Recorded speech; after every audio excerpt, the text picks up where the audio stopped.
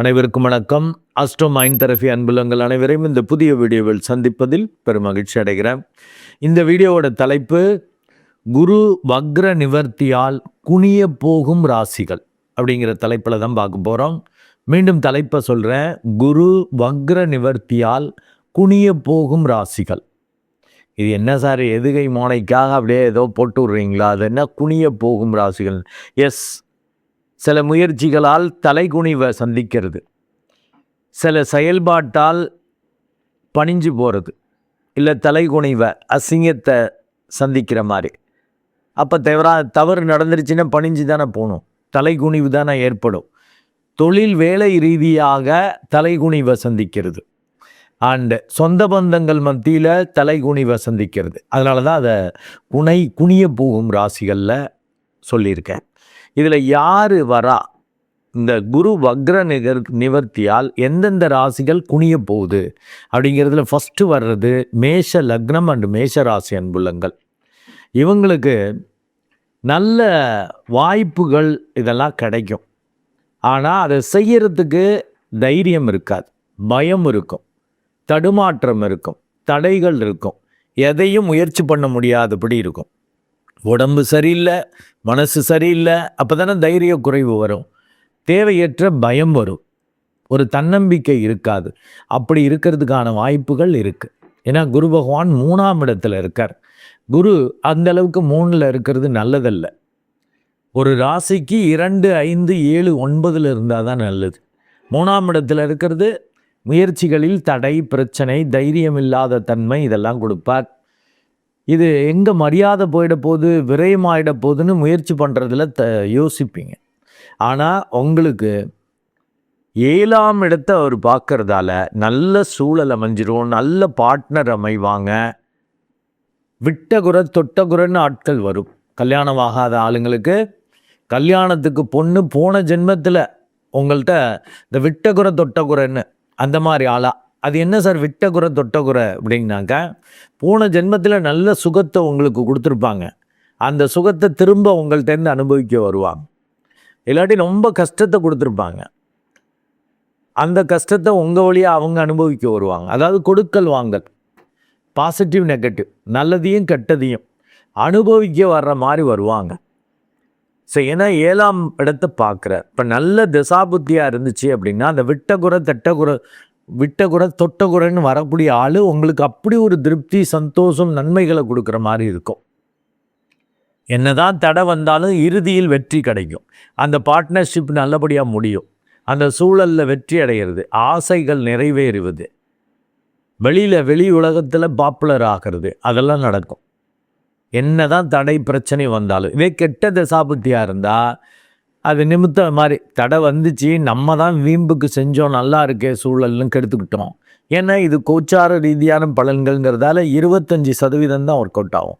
நல்ல சூழல், நல்ல பார்ட்னர் அமைகிற மாதிரி இருக்கும்.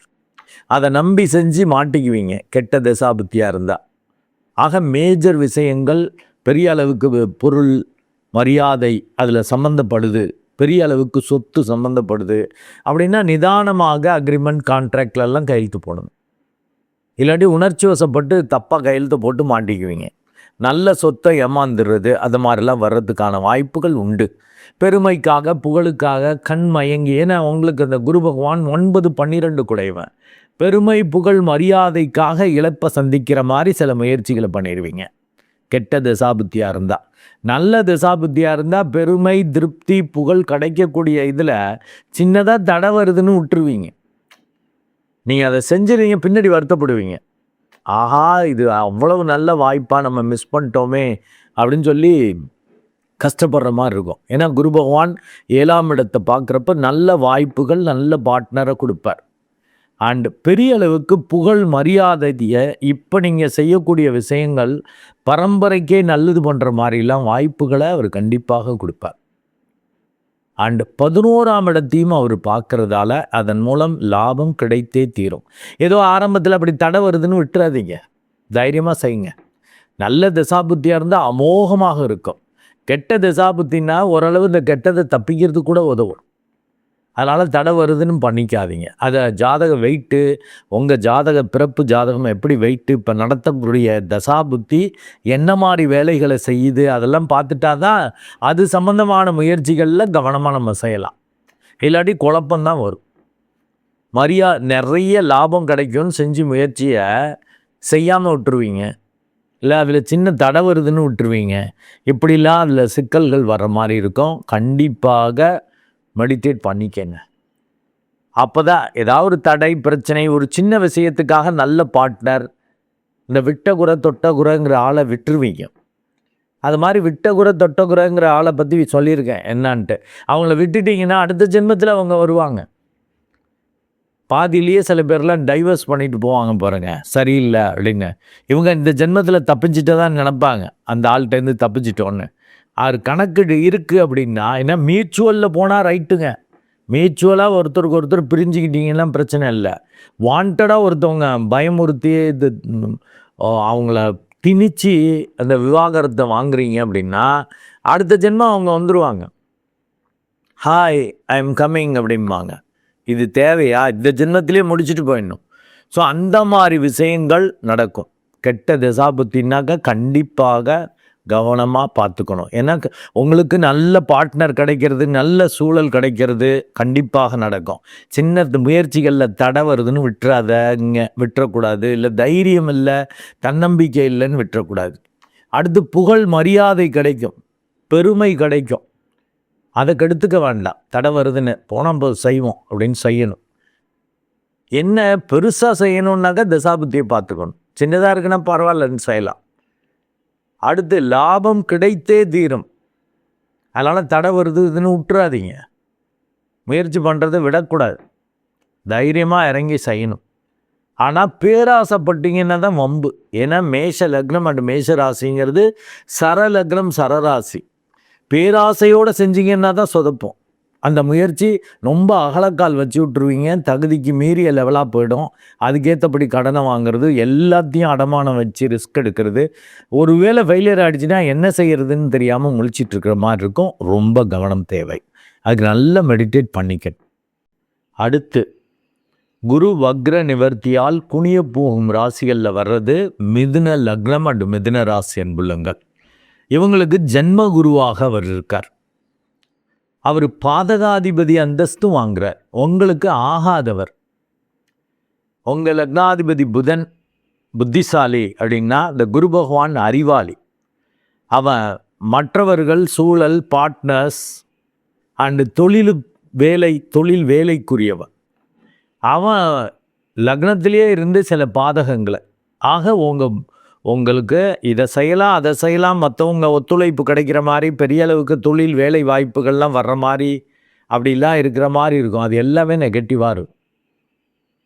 ஆனால் நல்ல திசாபுத்தியாக இருந்தால் அதிர்ஷ்டமாக மாறும். ஏன்னா அவர் குரு பகவான் 5ஆம் இடத்தை பார்க்குறார், 7ஆம் இடத்தை பார்ப்பார், 9ஆம் இடத்தை பார்ப்பார். அது ரொம்ப நல்லா இருக்கும்.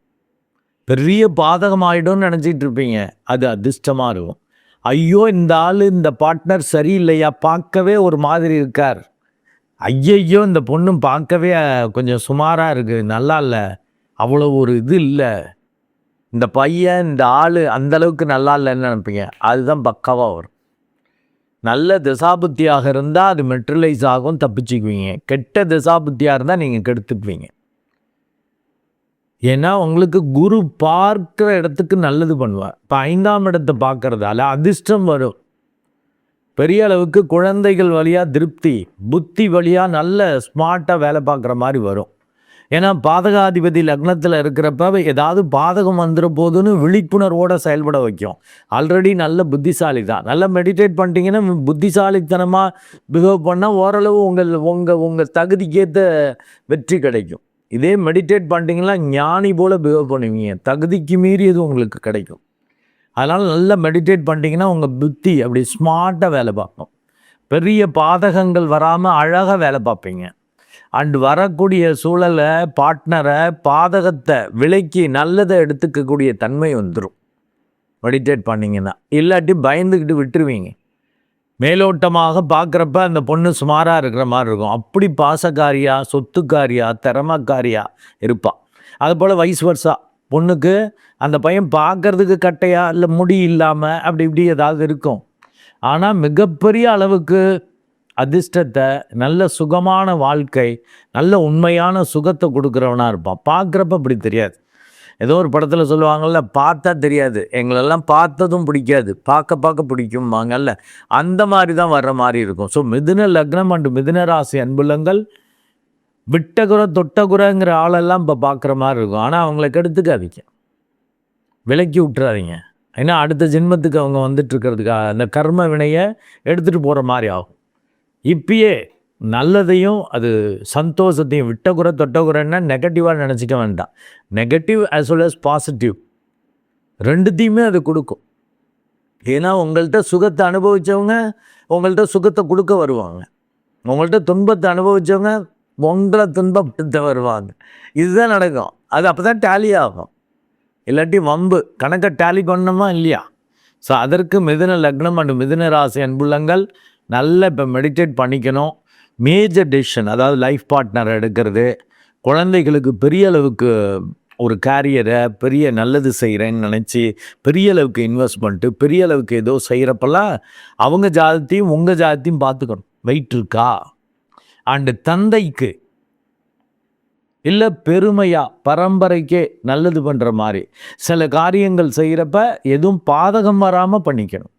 இவன் பாரு பெருமைக்காக இவன் இஷ்டத்துக்கு செஞ்சுக்கிறான். மேலே உள்ள என்னை மதித்தானா, அண்ணனை மதித்தானா, இல்லை அப்பாவை மதித்தானா, அப்பாட்ட ஒரு வார்த்தை கேட்டானா, ஏதாவது இஷ்யூஸ் வந்துட்டுருக்கோம்.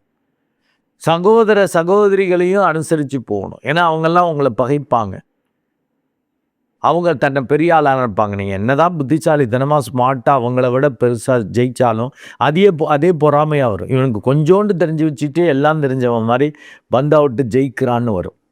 ஸோ இந்த குரு பகவான் ஜென்ம குருவாக இருந்து உங்களுக்கு பாதகங்களை உங்களுக்கு செயல்படுற மாதிரி, பாதகம் போல் எல்லாம் தெரியும், புத்தியும் பாதகமாக வேலை பார்க்குற மாதிரி உங்களுக்கு தோணும். ஆனால் பார்க்குற இடத்துக்கு நல்லது பண்ணணும்னு சொல்லியிருக்கேன்ல, இது குதர்க்கமாக ஏமாத்துறதா பண்ணுவீங்க. இல்லை இது இழந்துருவோம், சிக்கலாயிடும், கெட்டதுன்னு நினச்சிட்டு செய்வீங்க, அது நல்லதாக மாறும். அதுபோல் தான் இந்த பார்ட்னரை சொன்னேன். அதுபோல் தான் ஒரு பெருமை கிடைக்கும், மரியாதை கிடைக்கும்னு செய்யக்கூடிய விஷயம் ஒருவேளை கிடைக்கலன்னா என்ன ஆகுது அப்படின்னு சொல்லி தடுத்துட்ருவீங்க. அதுதான் பெரிய பாதகம். அதாவது ஒரு இதை கெடுத்துக்கிறது மட்டும் பாதகம் அல்ல, நல்லது வர்றத கெடுத்துக்கிறது அது மட்டுமே பாதகம்னு கிடையாது. நீங்கள் பாதகம் செய்கிறதும் பெரிய பாதகமாக இருக்கும். அதை விட இதை கெடுத்துக்கிறது அதுவும் லைட்டாக குறைவான பாதகம்தான், அந்த மாதிரி வரும். ஸோ பெருமைகள் அதெல்லாம் மெடிடேட் பண்ணால் ஓரளவு புரியுங்க. அந்த உணர்வுகள் ரீதியாக பேசுகிறதால தான் இவர் என்னவோ பேசுகிறாரு, குழப்பம் வருது அப்படிம்பீங்க. ஏன்னா நானும் அப்படி தான் பேசுகிறேன். மெடிடேட் பண்ணிவிட்டு இந்த சூழலுக்கு இந்த இதுக்கு என்ன மாதிரி உணர்வுகள் வரும், அந்த ஒரு ஸ்டேஜுக்கு போயிட்டு பேசுகிறப்ப அப்படி தான் இருக்கும். அது மிதுன லக்னம் மிதுன ராசி அன்புள்ளங்கள் அழகாக பேசுவீங்க, தைரியமான ஆளுங்க. உள்ளுக்குள்ளே பயந்தாங்குழினாலும் பேச்சில் வீரமாக பேசிடுவீங்க. செயல்படுறதுல தான் சொதப்புவீங்க. பட் பேச்சு பிரம்மாண்டமாக இருக்கும். நல்லா மெடிடேட் பண்ணிட்டீங்கன்னா உங்களை அறியாமல் சில பாதகங்களை வரவழைச்சிக்கிற மாதிரி உங்கள் புத்தி செயல்படாதபடி, உடம்பை கெடுத்துக்காதபடி. ஏன்னா ஜென்ம குருவாக இருக்கிறதால உடம்பு பாதிக்கப்படும். இன்டர்னலாக ரொம்ப வெளியில் பாப்புலராக இருப்பீங்க, குடும்பத்தில் பிரச்சனை வரும். குழந்தைகள் வழியாக அவங்கெல்லாம் நல்லது பண்ணுவாங்க, அவங்களுக்கு ஒத்துழைப்பு கொடுக்காம கெட்ட பேர் வாங்குவீங்க. குடும்ப உறுப்பினர்னால் ஒய்ஃபாக இருக்கட்டும், அம்மா அப்பாவாக இருக்கட்டும், குழந்தைகளாக இருக்கட்டும், அவங்கள்ட்டெல்லாம் கெட்ட பேர் வர மாதிரி வரும். அவங்க நல்லது தான் பண்ணுவாங்க, அவங்களுக்கு அதை கெடுத்துக்கிற மாதிரி வந்துட்டுருக்கும். நல்லா மெடிடேட் பண்ணிட்டீங்கன்னா அந்த மிதுன லக்னம் அண்டு மிதுன ராசி அன்புள்ளங்கள் பெரிய பாதகங்களை வரவழைக்காமல் தப்பிக்கலாங்க. இதே கெட்ட திசாபுத்தியாக இருந்தால் ஜாக்கிரதை. ஏன்னா உங்களுக்கு அந்த குரு பகவான் ஆகாதவனாக போகிறார் அல்லவா, அது பெரிய அளவுக்கு சூழலை கெடுத்துக்கிறது, பார்ட்னரை கெடுத்துக்கிறது, தப்பான சிக்கலில் மாட்டிக்கிறது, தொழில் வேலை வாய்ப்புகளை கெடுத்துக்கிறது, அதில் பாதகத்தை பண்ணிக்கிறதுங்கிற மாதிரி ஆகிடும். அது வரக்கூடிய அதிர்ஷ்டத்தை, நல்ல நீடித்த சந்தோஷத்தை கொடுக்கக்கூடிய நட்புகளை, பார்ட்னரை, அண்டு பெரிய அளவுக்கு பரம்பரைக்கே நல்லது பண்ணக்கூடிய பெருமை சேர்க்கக்கூடிய விஷயங்களை, சூழலை, ஆட்களை இழக்கிற மாதிரி பண்ணிடுவீங்க. ஏன்னா பாதகாதிபதி லக்னத்திலேயே இருக்கிறப்ப, ராசியிலேயே இருக்கிறப்ப, அது பாதகங்களை நீங்கள் செய்வது போல தூண்டும். எதுவாக இருந்தாலும் அது மாதிரி இருக்கும். நல்ல மெடிடேட் பண்ணிட்டீங்கன்னா அந்த புத்தி சரியாக வேலை பார்க்கும், சூழலை சரியாக ஸ்டடி பண்ணுவீங்க, மரியாதை குறைவு ஏற்படாதபடி நீங்கள் உங்களால் வேலை பார்க்க முடியும். இதே கெட்ட திசாபுத்தினா அப்படியே உள்டாவாக நடக்கும். நல்ல திசாபுத்தினா என்ன தான் தெரியாமல் பாதகமாக பேசிட்டா கூட பெருசாக இழப்பு வராது. பாதகமாக சில விஷயங்களை செஞ்சிட்டா கூட, சூழலை கெடுத்துட்டா கூட அது பெரிதாக பாதிப்பு ஏற்படுத்தாதபடி தப்பிக்க முடியும். குரு வக்ர நிவர்த்தியால் குனிய போகும் ராசிகளில் அடுத்து வர்றது கன்னி லக்னம் அண்டு கன்னி ராசி அன்புலங்கள். இவங்களுக்கு குரு 10ஆம் இடத்துல இருக்கார். இதுவரையிலும் வக்ரம் பெற்று பயணித்து கொண்டிருந்தவர் ஏதாவது குத்து மதிப்பாகவே ஜெயிக்க வச்சிருப்பார், காரிய வெற்றி கிடைச்சிருக்கும், நல்லபடியாக மரியாதை குறைவு ஏற்படாமல் தப்பிச்சிருப்பீங்க. இப்போ தொழில் வேலை ரீதியாக மரியாதை குறைவை ஏற்படுத்துறது, சிக்கலை ஏற்படுத்துறது, தடையை ஏற்படுத்துறது, நம்மளால் முடியுமாங்கிற ஒரு தன்னம்பிக்கை இல்லாத தன்மை, அந்த அளவுக்கு உடல் சரியில்லை, மனசு சரியில்லையே, நம்மளால் முடியுமா, இப்படிலாம் குழப்பத்தை ஏற்படுத்துவார். ஆனால் கண்டிப்பாக முடியும். குடும்ப உறுப்பினர்கள் சப்போர்ட். இப்போ பணமே இல்லை, இந்த காரியத்தை ஆரம்பித்தா நம்மளால் முடிக்க முடியுமான்னு சந்தேகம் வரும். பணம் எப்படியும் வந்துடும். ஏன்னா குரு பார்க்குற இடத்துக்கு நல்லது பண்ணுவார். பட் மிஸ்ர பலனாக இருக்கும். சில டைம் நல்ல திசாபுத்தியாக இருந்தால் கையிலேயே இருப்பு இருக்கும், செலவு பண்ணுவீங்க.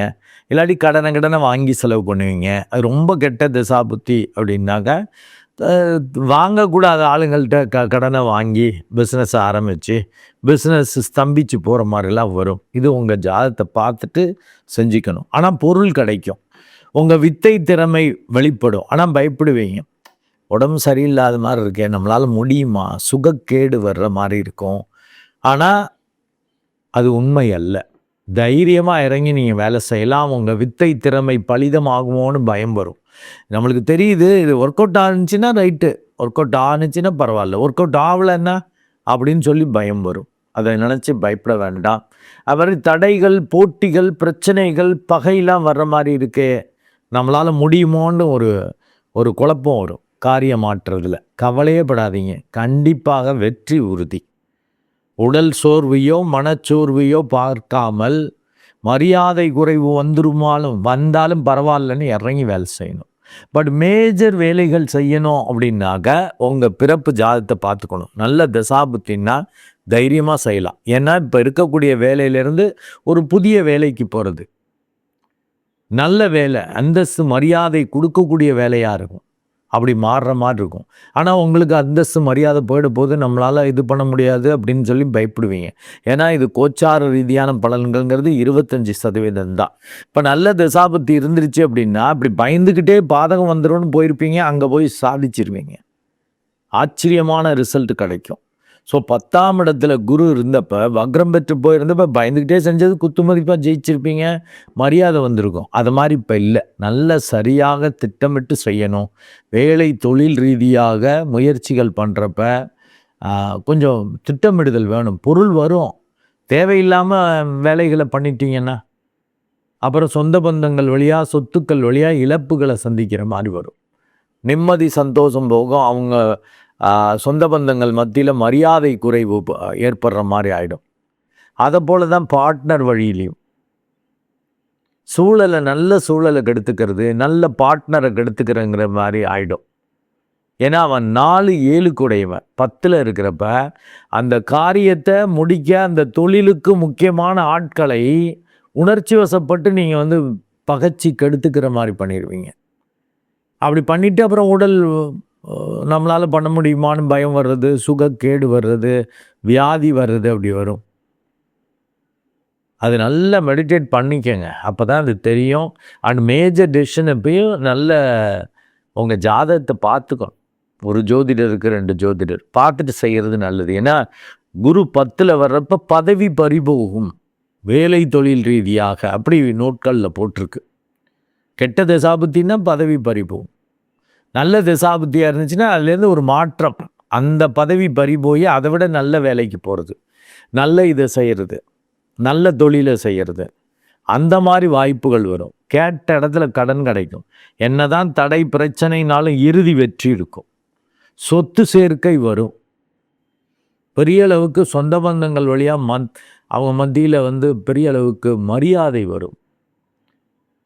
அது நல்ல தசாபத்து இருந்துச்சுன்னா அது மாதிரி இருக்கும். இல்லாட்டி அது மாதிரிலாம் கிடைக்கிற மாதிரி இருந்து சொந்த பந்த மத்தியில் நல்ல மரியாதை கிடைக்குன்னு நினைப்பீங்க. கெட்ட தசாபத்தினா அப்படியே உள்டாவாக மாறிடும்.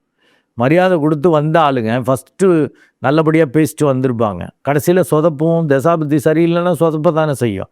சொதப்புறப்ப திட்டிட்டு போயிடுவாங்க. என்னடா ஃபஸ்ட்டு அவ்வளோ மரியாதை கொடுத்தாங்க, கடைசியாக திட்டுறாங்கங்கிற மாதிரி வரும். அதனால் தன ரீதியாக, பேச்சு ரீதியாக, சொந்த பந்தங்கள் வழியாக, செயலாற்றும் திறன் வழியாக நன்மைகளை நீங்கள் அனுபவிக்கிறதுக்கான வாய்ப்புகள் உண்டு. இருந்தாலும் நல்ல தசாபுத்தி இருக்கான்னு பார்த்துக்கிறதும் மெடிடேட் பண்ணுறதும் நிச்சயம் வேணும். இல்லாட்டி அப்படியே உல்ட்டாவாக நடக்கும். ஏன்னா அந்த வக்ரம் பெற்று போய் ஒரு பாதகாதிபதி வக்ரம் பெற்று போயிருக்கிறப்ப இது நடக்காதுன்னு நினச்சது நடந்திருக்கும், இது நடக்கும்னு நினைப்பீங்க, சொதப்பிருக்கும், இப்படி மாறி நடந்திருக்கும். இப்போ நேர்கதியில் பயணிக்கிறப்ப பாதகாதிபதி 10ல் இருக்கிறப்ப வேலை தொழில் ரீதியாக சில பாதகங்கள் வரத்தான் செய்யும். ரிஸ்க் எடுக்கிற மாதிரி தான் இருக்கும். எதுவும் ஈஸியாக கிடைக்காது, கஷ்டப்பட்டு அடைகிற மாதிரி, அதுக்கு ப்ராப்பரான சப்போர்ட் இல்லாத மாதிரி, உங்களுக்கும் தன்னம்பிக்கை இல்லாதபடி, சுகக்கேடாக இருக்கிற மாதிரி, வியாதியாக இருக்கிற மாதிரி, வீக்காக இருக்கேன், எப்படி என்னால் முடியும், எனக்கு அந்த ஸ்கில் இல்லை, அனுபவம் இல்லை, அப்படி இப்படிங்கிற ஒரு குழப்பங்கள் வர்றது, இதெல்லாம் நடக்கும். நல்ல மெடிடேட் பண்ணிட்டீங்கன்னா கண்டிப்பாக நல்லா இருக்கும். ஏன்னா 5, 9க்குரியவர்கள் இணைந்து உங்கள் லக்னம் ராசியையே பார்க்கறது பெரிய ப்ளஸ்ஸு. சுக்கிரனும் உச்சமாக இருக்கிறார். அதனால் அதிர்ஷ்டம் அதிர்ஷ்ட தேவதை உங்கள் கதவை தட்டுவாங்க. நீங்கள் பெரிய பாதகம் வந்துடும், மரியாதை போய்டுன்னு விட்டுறாதீங்க, தைரியமாக செய்யலாம். அதுலேயும் தசாபுத்தியை பார்த்துக்கிட்டிங்கன்னா தூள் கலப்புங்க. 10ஆம் இடத்துல இருந்த பதவி பறிபோகும். நீங்கள் இதை விட பெரிய ப்ரொமோஷன் கிடச்சிச்சு, அந்த பதவியை விட்டு அதை விட பெரிய பதவிக்கு போனேன், பெரிய கம்பெனிக்கு போனேன், இல்லை ஃபாரின் போனேன் அப்படிங்கிற வாய்ப்புகள்லாம் அது ஏற்படுத்தும். பெரிய அளவுக்கு உங்கள் வித்தை திறமை வெளிப்படும். குரு வக்ர நிவர்த்தியால் குனிய போகும் ராசிகளில் அடுத்து வர்றது மீன லக்னம் அண்டு மீன ராசி அன்புலங்கள். இவங்களுக்கு 4ஆம் இடத்துல அந்த குரு பகவான் உட்கார்ந்துருக்கார். அர்த்தாஷ்டம குருவாக இருக்கிறார். அஷ்டம குருவில் எந்த அளவுக்கு படுத்துவாரோ அதை பாதி அளவுக்கு படுத்துவார். இதுவரையிலும் அந்த மாதிரி பாதி அளவுக்கு படுத்தக்கூடியதை லீவு விட்டுருந்தார். வக்ரம் பெறப்ப பெருசாக படுத்தோன்னு நினச்சது நல்லபடியாக இருந்திருக்கும். பெரிய அளவுக்கு நன்மை, வித்தை திறமை மூலமாக நன்மை கிடைக்கும்னு நினச்சி செய்கிறது மாறாக இருந்திருக்கும். இதே பயத்திலேயே செஞ்சுருப்பீங்க. வித்தை திறமை பலிதமாகாது, வேறு வழி இல்லை, செய்ய வேண்டியிருக்கு, என்னவோ போ அப்படின்ட்டு ஏதோ ஒன்று செஞ்சுருப்பீங்க. கொஞ்சம் லாஸ் ஆனாலும் பரவாயில்லன்னு சுமாராக செஞ்சுருப்பீங்க. அது பிரம்மாண்டமாக நன்மைகளை தந்திருக்கும். இப்போ நேர்கதியில் பயணிக்கிறப்ப உங்கள் வித்தை திறமைக்கு சோதனை தான் வரும். ஏன்னா லக்னாதிபதி ராசி அதிபதி அந்த குரு பகவான், அவர் 4ஆம் இடத்துல போகிறப்ப மரியாதை குறைவை ஏற்படுத்துகிற மாதிரி ஏதாவது ஆயிட போகுதுன்னு நினச்சிட்டு உங்கள் வித்தை திறமையை காட்டுறதுல யோசிப்பீங்க. செய்யலாமா வேணாமா, நம்மளால் முடியுமா, எல்லாம் தான் அடி மேலே அடி விழுந்துருச்சு. இப்போ வேறு ஜன்ம சனி வேறு இருக்குது. ராகு கேது, ராகு 12ஆம் இடத்துல வேறு விரயத்தை கொடுத்துட்டு நிம்மதி இல்லாத தன்மை, மற்றவங்க புதிய நபர்கள் வேற்று மதத்தினர் வழியெல்லாம் சிக்கல், இப்படி இருக்கிறப்ப எங்கே நம்ம நிம்மதியாக இருக்க முடியுங்கிற நிலைமை தான் இருக்கும். இப்போ அந்த அர்த்தாஷ்டம குருவாக அவர் இருக்கிறது, நேர்கதியில் பயணிக்கிறது அவ்வளவு நல்லதல்ல. சொத்துக்கள் சொந்த பந்தங்கள் வழியாக, வித்தை திறமை வழியாக சில பாதகங்கள், பிரச்சனைகள், மரியாதை குறைவை ஏற்படுத்தத்தான் செய்வார். மீறி செய்கிறப்பதான் உங்களுக்கு நல்ல பார்ட்னர் கிடைப்பாங்க. சரி பாவம் தெரியாமல் பண்ணிட்டார், ஆனால் நல்லவர்ப்பா, நேர்மையானவர்ப்பா. ஏன்னா அந்த மீன லக்னம் மீன ராசி அன்புள்ளங்களுக்கு மற்றவங்களை கெடுக்க மாட்டாங்க, அவங்க சேஃப்டியாக இருந்துக்குவாங்க, அவ்வளோதான். யாரையும் அழிக்கணும், பழி வாங்கணும் அந்த தன்மை மீன லக்னம் மீன ராசிக்கு இருக்காது. அதனால் அவங்க மற்றவங்க பார்ட்னர் ஆகிடுவாங்க. சரிப்போ ஒரு நல்ல மனுஷன், என்னமோ நேரம் சரியில்லை அவருக்கு அப்படின்னு சொல்லிட்டு மற்றவங்க உதவுற மாதிரி வர்றது, நல்ல பார்ட்னர் கிடைக்கிறது. பயந்துக்கிட்டே இவர் தான் பயந்துக்கிட்டு இருப்பார். அந்த பார்ட்னர் நல்ல பார்ட்னரா, நல்ல சப்போர்ட் பண்ணுற இவருக்கு பயம் இருக்கும், அவரை நம்பலாமா வேணாமா. ஏன்னா இவங்க மீன லக்னம் மீன ராசி அன்புலங்கள் சேஃப்டி ப்ளே பண்ணக்கூடியவங்க. இப்போ நல்ல பார்ட்னர் அமைச்சு கொடுப்பாங்க. அது நீடித்த நட்புகளாக, நீடித்த பார்ட்னராக இருப்பாங்க. நீடித்த பலன்கள், பங்குகள் கண்டிப்பாக கிடைக்கும். அண்டு புதிய தொழில் வேலை வாய்ப்புகள் வரும். நம்மளால் முடியுமோ முடியாதோன்னு விட்டுறாதீங்க. உங்கள் லக்னாதிபதி அவரே 10 குடையவனாக போய் 4ஆம் இடத்துல உட்காந்து 10ஆம் இடத்தை பார்க்குறார். இதுவரையிலும் கற்ற கல்வி வித்தையை வச்சு பெருசாக சோபிக்காத ஆளுங்களுக்கு கூட சோபிக்க வைப்பார். ஆனால் சோதனைகளை கொடுத்து, தடைகளை கொடுத்து, பிரச்சனைகளை கொடுத்து, உடம்பு சுகவீனத்தை கொடுத்து, நம்மளால் முடியுமான ஒரு தன்னம்பிக்கை இல்லாத இதுக்கு போகிற மாதிரி தான் பண்ணுவார். அதனால் கொஞ்சம் மெடிடேட் பண்ணிக்கணும். தசாபுத்தியையும் பார்த்துக்கணும். நல்ல தசாபுத்தினா இறங்கி வேலை செஞ்சிடலாம், இல்லாட்டி சொதப்புற மாதிரி போகும். ஏன்னா 4ஆம் இடத்துல இந்த குரு பகவான் இருக்கிறது அவ்வளவு நல்லதில்லை. தலைகுனிவை ஏற்படுத்தும். சொத்துக்கள் வழியாக, சொந்த பந்தங்கள் வழியாக சிக்கலை ஏற்படுத்துகிற மாதிரி ஆகிடும். நல்லது நடக்கிற மாதிரி இருந்துவிட்டு சிக்கல் வர்ற மாதிரி வந்துருச்சுன்னா, இல்லாட்டி நல்லது நடக்கிறத கெடுத்து விட்டுருவீங்க. ஏன்னா 4ஆம் இடத்துல அந்த குரு பகவான் இருக்கிறது நல்லதில்லை. 2 ஒரு ராசிக்கு 2, 5, 7, 9 அந்த குரு பகவான் கோச்சார ரீதியாக பயணிக்கிறப்ப தான் நல்லது பண்ணுவார். 4ஆம் இடத்துல இருக்கிறப்ப அந்தளவுக்கு நல்லது பண்ண மாட்டார். நிறைய அலைச்சலை கொடுப்பார். நிம்மதி இல்லாத தன்மை இப்போ இருக்கிற மாதிரி இருக்கும். அலைச்சல் இருந்தாலும் வெற்றி கிடைக்கும், ஆனால் நிம்மதி இல்லாத ஒரு தன்னம்பிக்கை இல்லைன்னு இருக்கும். கடைசியாக நிம்மதி சந்தோஷம் வரும். கோச்சார ரீதியான பலன்கள்ங்கிறதால 25% நிச்சயம் இந்த நன்மைகள் கிடைக்கும். ஆனால் மேஜராக நீங்கள் வித்தை திறமையை காட்டணும், பெரிய அளவுக்கு ரிஸ்க் எடுக்க போகிறீங்கன்னா தசாபுத்தியை பார்த்துக்கணும், நல்ல மெடிடேட் பண்ணிக்கணும். அப்போ தசாபுத்தி நல்லா இருந்துச்சுன்னா சூப்பராக இருக்கும். நல்ல பங்குதாரர் கிடைக்கிறது, அந்த புதிய வேலை வாய்ப்புகளை சரியாக பயன்படுத்தி மரியாதை அடைவது, பரம்பரைக்கே ஒரு நல்ல தொழில் வேலை வாய்ப்புகளை உருவாக்கி கொடுப்பது, அது மாதிரிலாம் இருக்கும். நல்ல சுப செலவுகள் பண்ணுறது, அதெல்லாம் நடக்கும். அப்பாடா பெரிய செலவு தான்ப்பா, இருந்தாலும் முடிச்சிட்டோம், நல்லபடியாக முடித்தோம். அது என்றைக்கும் செய்ய வேண்டிய செலவு தான், அது அவசியமான செலவு தான், அதை முடித்தோம் அப்படிங்கிற ஒரு திருப்தி கண்டிப்பாக மீனலக்னம் மீனராசி அன்புலங்களுக்கு கிடைக்கும். இதே கெட்ட தசாபுத்தியாக இருந்தால் வேறு வழி இல்லைன்னு பண்ணிவிட்டு கடைசியில் கஷ்டப்படுற மாதிரி, இது தேவையே இல்லை, தவிர்த்துருக்கலாம். இந்த பார்ட்னர் வழியாலாம் சிக்கல் வரும். ஏன்னா மீன லக்னம் மீன ராசிக்கு பார்ட்னர் தான் பாதகம், தட் இஸ் கூட இருக்கிறவங்க தான். அவங்களால அதனால தான் நீங்கள் சேஃப்டி ப்ளே பண்ணுவீங்க, பயப்படுவீங்க. இது ஏன்டா வம்பு, எதுக்கு பேரை கெடுத்துட்டு நிம்மதியை கெடுத்துட்டு பேசாமல் இருப்போம், சும்மா இருந்தே சுகம் காணுவோம் அப்படிங்கிற ஆளுங்க. அதனால தான் நல்லா மெடிடேட் பண்ணிக்கணுங்கிற. அப்போ நல்ல வாய்ப்புகளை பயன்படுத்தாமல் பின்னாடி வருந்துருது, எல்லாம் போதும் போதும் போதும்னு சேஃப்டி ப்ளே பண்ணி வாழ்க்கையை சுருக்கி கொள்வது. அது மற்றவங்க மதிப்பாங்களா? அம்மா இருப்பா, என்ன படித்தவர், என்ன அறிவாளி நீங்கள், என்ன படித்தவர், பேச்சு ஒன்றே பயங்கர ஆலோசனை கொடுப்பார், இதெல்லாம் பண்ணுவார். அவர் என்னடா சாதிச்சார், அவர் என்ன உண்மையிலேயே இது பண்ணாருனாக்கா பெருசாக இருக்கார். மற்றவங்களுக்கெல்லாம் உதவி செய்யணுங்கிற இதெல்லாம் இருக்கும். கொஞ்சம் ரிஸ்க் எடுக்கிறதுனால வித்ட்ரா பண்ணிடுவார். அதனால் அவருக்கு எந்த மன கஷ்டமோ பண கஷ்டமோ எதுவும் வராதுன்னா தைரியமாக செய்வார் உதவி செய்கிறது. சின்னதாக ஏதாவது பாதிக்கும்னு கூட கிடையாது, பாதிக்கும் போல் தெரிஞ்சால் கூட வித்ட்ரா பண்ணிடுவாங்க. அப்போ கூட இருக்கிறவங்க என்ன பண்ணுவாங்க, ஐயா இவரெல்லாம் வேஸ்டியா அப்படிங்கிற மாதிரி தானே ஆகும். அதனால் உங்களுக்கு சிக்கல் வரும், தொழில் வேலை ரீதியாக பாதிப்பு வரும், பார்ட்னர் விஷயத்தில் முறிவு பிரிவு வரும். அது லைஃப் பார்ட்னராக இருக்கட்டும், பிஸ்னஸ் பார்ட்னராக இருக்கட்டும். அதனால் சுகக்கேடு வரும். இப்போ லைஃப் பார்ட்னர் போயிட்டா சுகமாக இருக்க முடியுமா? சாப்பாடெல்லாம் நீங்கள் செய்யணும்.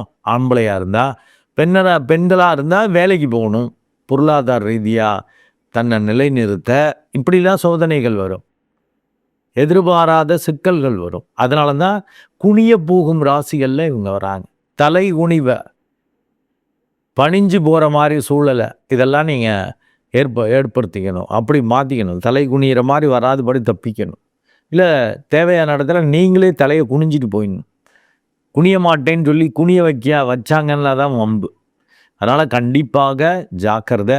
செலவு பண்ணுற விஷயத்துலேயும் அதிகமாக ஓவராக செலவு பண்ணுறதுக்கான வாய்ப்புகள் உண்டு. பெருமைக்காக, அந்தஸ்து, மரியாதைக்காக செலவு பண்ணுறதுக்கான வாய்ப்புகள் உண்டு.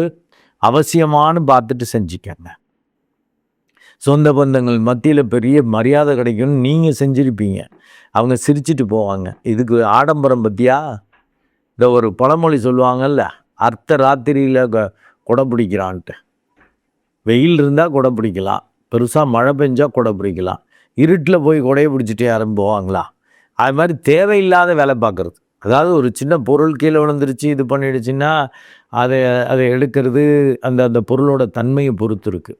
ஒரு உதாரணத்துக்கு நல்ல கவர் பண்ண பொருள், பேக்கடு பொருள் கீழே விழுந்துச்சுன்னா அதை எடுக்க நம்ம யோசிப்போமா? இப்போ சாக்லேட் நல்ல கவராகி இருக்கும், அது கொஞ்சம் கீழே விழுந்துருச்சுன்னா டஸ்ட் ஆகிடுச்சின்னு விட்டுருவீங்களா?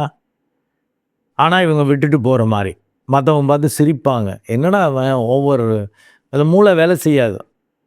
ஏன்னா லக்னாதிபதி இந்த 4ஆம் இடத்துல இருக்கிறப்ப அவங்க செயல்பாடுகளில் இப்படி பிரச்சனை வரும். அந்த ஒரு நாகரிகமாக பண்பாடாக செய்கிறேன்னு சொல்லிவிட்டு பேசுகிறேன்ட்டு சொந்த பந்தத்தில் மரியாதை வரும்னு நினச்சி செய்கிறதெல்லாம் அசிங்கமாக போகிறதுக்கான வாய்ப்புகளை கொடுக்கும். ரொம்ப ரொம்ப கவனமாக இருங்க. மெடிடேட் பண்ணிக்கங்க. தசாபுத்தியை பார்த்துட்டு செயல்பட்டுக்கணும், இல்லாட்டி குனிகிற மாதிரி தான் ஆகும். அது நீங்களே குனிஞ்சிட்டிங்கன்னா கொஞ்சம் வலி இருக்கும், மற்றவங்க குனியற மாதிரி தலைகுனிவை ஏற்படுத்தினா அதிக வலியாக இருக்கும். அதில் கவனமாக இருக்கணும். நன்றி அன்புலங்களே.